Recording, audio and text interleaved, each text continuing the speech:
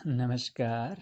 आज की हमारी इस कक्षा में आप सभी प्यारे प्यारे विद्यार्थियों का हार्दिक अभिनंदन है। तो पिछली कक्षाओं में हमने कवि रहीम जी के 8 दोहे पढ़े थे और आज हम आगे के 4 दोहे और पढ़ने वाले हैं। तो इसी क्रम में कवि रहीम जी का 9वां दोहा है कि रहीमन असुआ नैन ढरी जिय दुख प्रगट करेई जाहि निकारो गेहते कसन भेद कही देई। इस दोहे में कवि रहीम जी ने बताया है कि आंखों से निकले जो आंसू होते हैं ना, वो हृदय में छुपे हुए दुख को प्रकट कर देते हैं। वैसे ही जैसे घर का जो भेदी होता है, घर से अपमानित करके किसी को निकाला जाए तो वह घर के बाहर जाकर घर का भेद बता देता है, उसी प्रकार से आंखों से निकले आंसू हृदय में छुपे दुख को बाहर प्रकट कर देते हैं, जाहिर कर देते हैं। तो कभी कहते हैं रहीमन असुआ नैन ढरी। ढरी माने होता है ढुलकना या निकलना, नैन माने होता है आँखें। तो कहते हैं कभी कि आंखों से निकलने वाले जो आंसू होते हैं वो जिय दुख प्रकट करे। जिय माने होता है हृदय, तो हृदय के दुख को प्रकट कर देते हैं। तो रहीमन असुआ नैन ढरी, रहीम जी कहते हैं कि आंखों से निकलने वाले आंसू, ढरी माने ढुलकना, आंखों से ढुलकने वाले निकलने वाले आंसू जिय दुख प्रकट करे, हृदय के दुख को प्रकट कर देते हैं। जाहि निकारो गेहते, गेह माने होता है घर, जिसको घर से निकाला जाता है। जाहि निकारो गेहते, जिसको घर से निकाला जाता है, जो घर से बाहर अपमानित होकर निकलता है। कस न भेद कही देई, वह किसी न किसी को भेद कह देता है, घर की गुप्त बातें बाहर जाकर किसी को बता देता है। तो ऐसे ही हृदय में जो दुख है, जो पीड़ा है, वो छुपी हुई रहती है। वो दुख, वो पीड़ा जब आंखों से आंसू निकलते हैं तो बाहर प्रकट हो जाती है। तो इस दोहे में कवि ने ये संदेश दिया है कि मनुष्य को अपना जो दुख होता है ना, अपनी जो पीड़ा होती है, वो दूसरों के सामने प्रकट नहीं होने देनी चाहिए, क्योंकि इससे मनुष्य की कमजोरी सिद्ध होती है। वो अपने, उसका स्वाभिमान कमजोर सिद्ध होता है इससे। तो इसलिए मनुष्य को अपना दुख है उसको खुद धैर्य के साथ सहन करते हुए उससे निकलने का प्रयास करना चाहिए, उससे पार पाने का प्रयास करना चाहिए। अगला दोहा है कि रहीमन निज मन की बिथा मन ही राखो गोय। ऊपर हमने जो दोहा पढ़ा था उसी से संबंधित कुछ आगे इसमें बातें हैं। तो रहीमन निज मन की बिथा मन ही राखो गोय सुनि अठिले हैं लोग सब बांट न ले हैं कोय। तो इस दोहे में कवि रहीम जी कहते हैं कि मनुष्य को अपने मन की जो व्यथा है, मन की जो पीड़ा है, वो मन में ही छुपा कर रखनी चाहिए, किसी को बतानी नहीं चाहिए। तो अगर मनुष्य अपने दुख को, अपनी पीड़ा को दूसरों के सामने प्रकट करता है तो उस दुख को बांटने वाले, उसको सहानुभूति देने वाले, सांत्वना देने वाले लोग तो बहुत कम हैं, और उसका उपहास करने वाले, मजाक उड़ाने वाले लोग बहुत ज़्यादा हैं। तो इसलिए दूसरों के सामने अपने मन की पीड़ा को प्रकट नहीं करना चाहिए। तो कवि कहते हैं कि रहीमन निज मन की बिथा, निज मानी अपना और बिथा मानी व्यथा, कि रहीम जी कहते हैं कि अपने मन की जो व्यथा है, अपने मन की जो पीड़ा है, मन ही राखो गोय, गोय माने छुपा कर रखना, तो मन में ही छुपा कर रखनी चाहिए। रहीमन निज मन की बिथा, निज मानी अपना, अपने मन की व्यथा मन ही राखो गोय, गोय मानी छुपा कर रखना, मन में ही छुपा कर रखनी चाहिए। सुनी अठिले हैं लोग सब, अठिले हैं मानी मजाक उड़ाना, अटखेलियां करना, है ना, दूसरे का परिहास करना, उपहास करना, मतलब उसका मजाक उड़ाना, हंसी उड़ाना।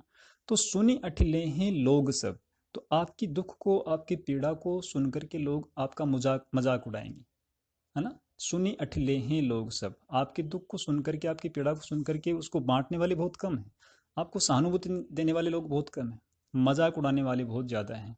तो सुनी अठिले हैं लोग सब बांट न ले हैं कोई, बांटने वाला कोई नहीं है। तो इसलिए अपने दुख को खुद ही सहन करना चाहिए, किसी के सामने प्रकट नहीं करना चाहिए, इससे आप मजाक के पात्र बन जाते हैं, है ना। इस तरह कवि ने इस दोहे में इस बात को समझाया है।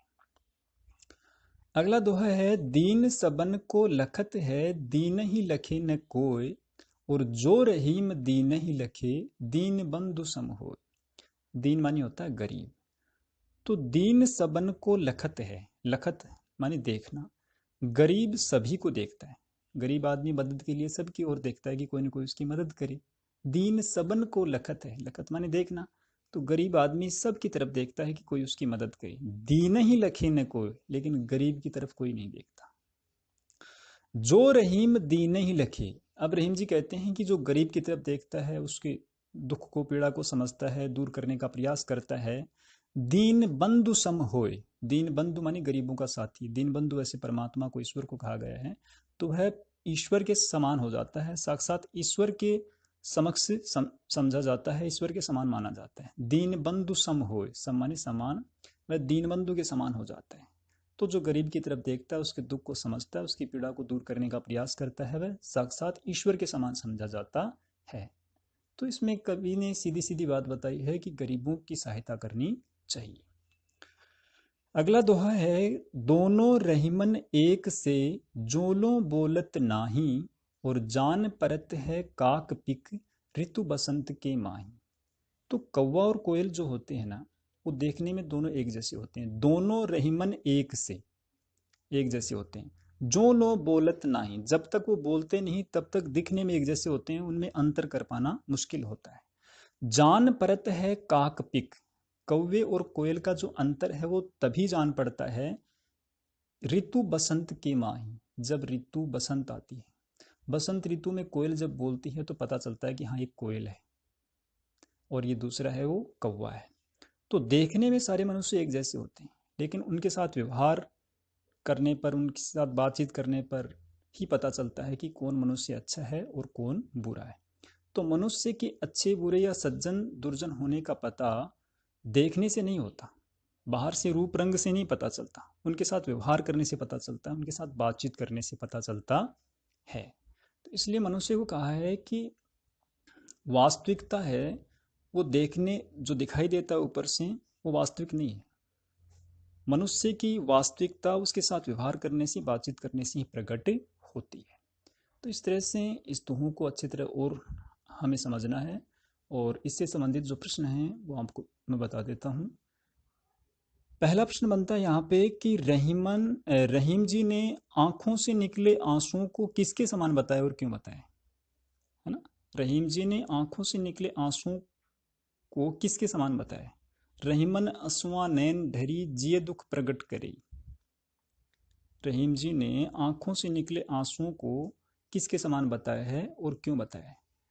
तो रहीमन असुआ नैन ढरी जिये दुख प्रकट करे, और जाहि निकारोगे हते कसन भेद कही दे। तो रहीम जी ने आंखों से निकले आंसुओं को घर के बेदी के समान बताया। जैसे घर का बेदी बाहर घर का भेद बता देता है, वैसे ही आंखों से निकले आंसू हैं वो हृदय में छुपे दुख को प्रकट कर देते हैं। दूसरा है, कवि रहीम ने मन की व्यथा को मन में ही छुपा कर रखने के लिए क्यों कहा है। क्योंकि उसकी दुख को सुनकर के दूर करने वाले बहुत कम हैं, उसके दुख को समझने वाले बहुत कम हैं, और उसका मजाक उड़ाने वाले बहुत ज़्यादा हैं। इसलिए उन्होंने अपने मन के दुख को, अपनी मन की पीड़ा को मन में ही छुपा कर रखने के लिए कहा है। तीसरा प्रश्न बनता है कि रहीम ने दीनबंधु के समान किसे बताया और क्यों। जो दीन यानी गरीबों की मदद करता है, उनके दुख को समझता है, उनकी पीड़ा को समझता है, दूर करने का प्रयास करता है, उसे दीनबंधु के समान बताया है। चौथा प्रश्न है, रहीम जी के अनुसार मनुष्य की वास्तविक पहचान कब होती है।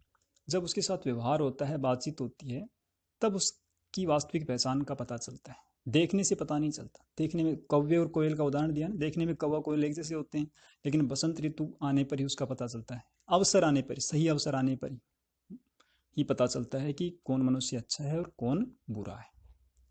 तो इस तरह से इस प्रश्नों के उत्तर हमें अपनी भाषा में अपने तरीके से देने हैं।